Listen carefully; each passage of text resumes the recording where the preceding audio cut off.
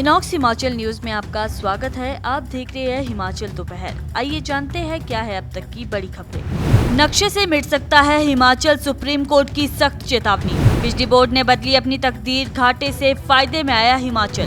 राहुल गांधी ने दिल्ली बुलाए सीएम सुक्खू, 2.5 साल के कामकाज का लेंगे हिसाब। हिमाचल में बारिश का कहर, सैकड़ों सड़कें बंद, बिजली पानी व्यवस्था ठप। मंडी में फिर बरसी आफत, चट्टान गिरने से 2 घर तबाह, बारिश से हालात बेकाबू।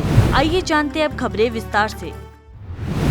सुप्रीम कोर्ट ने हिमाचल प्रदेश में गहराते पर्यावरण संकट पर तीखी टिप्पणी करते हुए राज्य सरकार को चेताया है कि अगर हालात यूं ही रहे तो भविष्य में ये पहाड़ी राज्य नक्शे से गायब हो सकता है। कोर्ट ने बेतरतीब विकास, अवैज्ञानिक निर्माण, अंधाधुंध पर्यटन और जंगलों की कटाई को मौजूदा संकट की जड़ बताया। अदालत ने 4 लेन सड़कों, सुरंगों और जल विद्युत परियोजनाओं को भूस्खलन और हादसों की बड़ी वजह बताया और चेतावनी दी कि हाल में आई प्राकृतिक आपदाएं मानवीय लापरवाही का परिणाम है। सुप्रीम कोर्ट ने केंद्र सरकार को भी जिम्मेदार ठहराया और राज्य सरकार के साथ मिलकर विस्तृत रिपोर्ट पेश करने को कहा।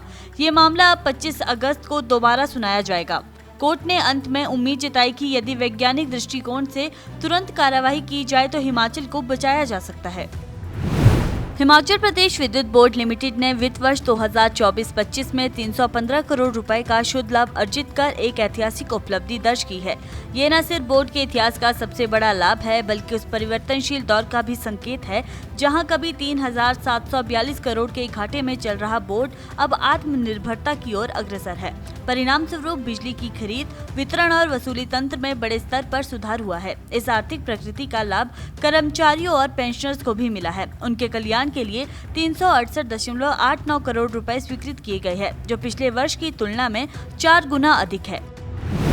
हिमाचल कांग्रेस संगठन के पुनर्गठन की प्रक्रिया अब अंतिम चरण में है। इसी कड़ी में 4 अगस्त को दिल्ली में एक अहम बैठक बुलाई गई है, जिसमें मुख्यमंत्री सुखविंदर सिंह सुक्खू, उप मुख्यमंत्री मुकेश अग्निहोत्री और प्रदेश अध्यक्ष प्रतिभा सिंह शामिल होंगे। ये बैठक इसलिए भी महत्वपूर्ण है क्योंकि कांग्रेस सरकार के 2.5 साल पूरे हो चुके हैं और राज्य, जिला तथा ब्लॉक स्तर की पार्टी कमेटियां नवंबर 2024 से भंग है। बैठक में संगठन के पुनर्गठन के साथ साथ सरकार के अब तक के प्रदर्शन की गहन समीक्षा की जाएगी।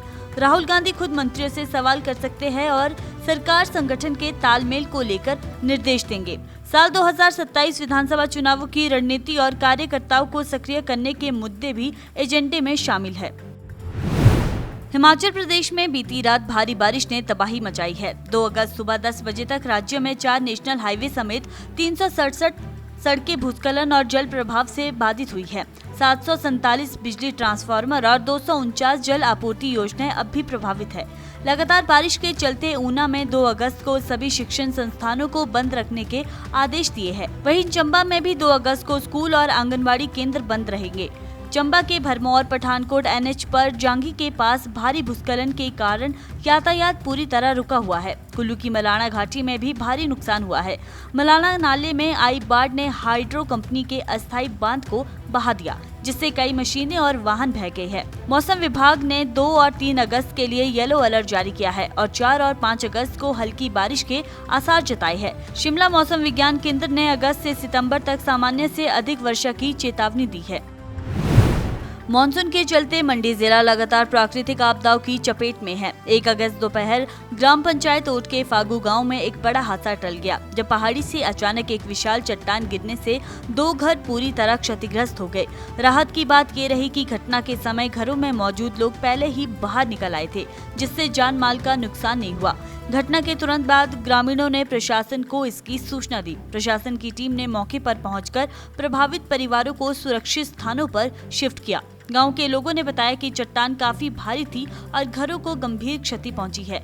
इलाके में अब भी भूस्खलन का खतरा बना हुआ है, जिसके चलते प्रशासन ने लोगों को सतर्क रहने और किसी भी आपात स्थिति में तुरंत सूचना देने की सलाह दी है।